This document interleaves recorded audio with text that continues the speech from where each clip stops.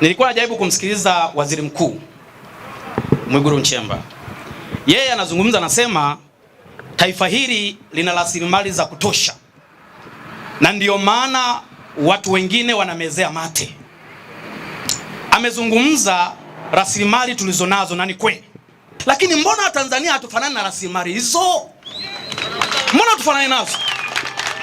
Kama kweli tunazo rasilimali hizo anazosema, na mimi naamini zipo. Unazungumza uranium, liganga, madini ya chuma kabisa. Yani ni ufahari wa hali ya juu. Mbona hatufanani nazo? Yani tukiangalia Watanzania maisha yetu na hizo rasilimali, mbona hatuendani? Mimi nilichokigundua ni kimoja, ni ubinafsi.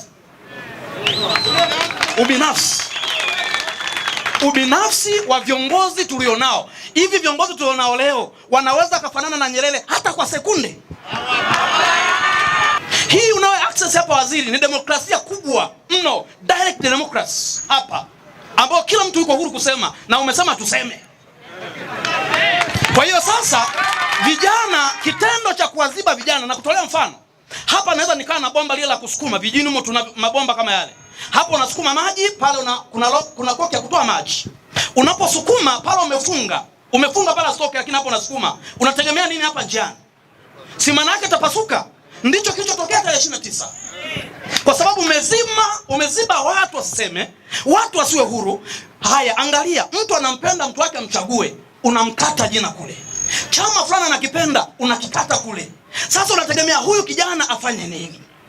Kimbilio lake liwe wapi? Haya ni maisha yetu wote, tupunguze ubinafsi. Kwa hiyo niwaombe kama viongozi wetu, mtusaidie sana. Mwisho kabisa, hebu tuache uwanda wa mambo ya teknolojia uchukue nafasi yake. Kwenye mambo ya teknolojia ichukue nafasi yake. Hii mitandao ya kijamii imeletwa kwa ajili ya vijana. Asilimia kubwa ndio tuko huko.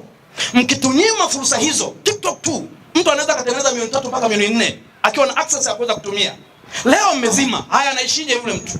Kero zipo nyingi, lakini kero ya Watanzania na vijana wengi ambayo tunaambiwa ni zaidi ya 60% ni katiba ya Jamhuri ya Muungano wa Tanzania.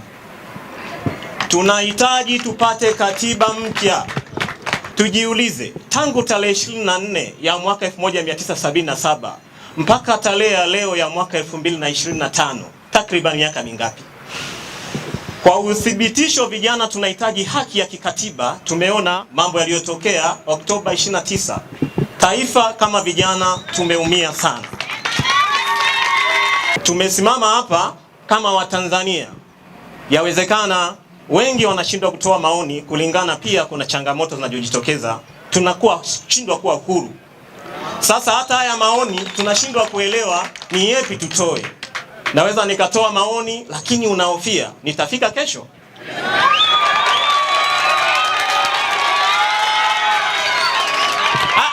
Ni ukweli usiopingika. Mwalimu Nyerere aliwahi kusema katika moja ya nukuu, nikimnukuu, katiba ni sawa na vazi la mwanafunzi.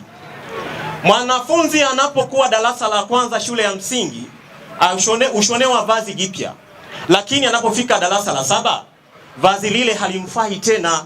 Ni kuichana na kumtengenezea uniform itakayomtosha na mazingira yake ya wakati ule. Mwaka 77 technology sidhani kama ilikuwepo. Sasa lazima tujue kwamba vijana kiu yao kubwa ni katiba. Isipokuwa hivyo, kuna haki za msingi haziendani na dunia ya sasa. Wamebaka mfuko fulani. Yule ameshaondoka. Ndugu yangu. Umeongea vizuri sana. Haya ndio mambo tunataka kuyasikia. Kwa sababu mimi niko hapa ili tuijenge nchi yetu. Na maelekezo ya rais, anataka vijana wazungumze, wanataka nini, wanahisi nini hakiko sawa, turekebishe wapi. Kati ya vitu mmenifurahisha wana Uyole, changamoto zote mlizoziongea mmetoa na mapendekezo, na hiki ndicho tunachokihitaji sasa. Kwa muda nitakaokaa katika wizara hii, nataka nihakikishe vijana wa Tanzania sauti yao inasikika, wanapewa vipaumbele, na nitawasemea kadiri ninavyoweza sawa sawa na maelekezo ya Mheshimiwa Rais. Kipaumbele kikubwa cha Mheshimiwa Rais sasa hivi ni kundi la vijana.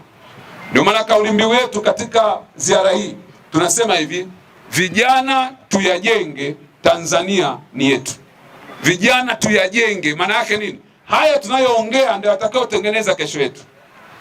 Ukiacha mapenzi ya Mungu, lakini sisi vijana ndio tuna kesho kubwa zaidi kuliko mtu yote yule. Kwa hiyo nchi ikiharibika leo, maana yake tumeharibu kesho yetu na watoto wetu. Nchi isipokaa saa leo, sisi ndio tunapata madhara makubwa. Hata madhara yote tunayozungumzia yaliyotokea, waathirika wakubwa ni vijana. Kwa lazima tukae chini, tukubaliane, tupeane mawazo kama tunavyopeana haya mawazo.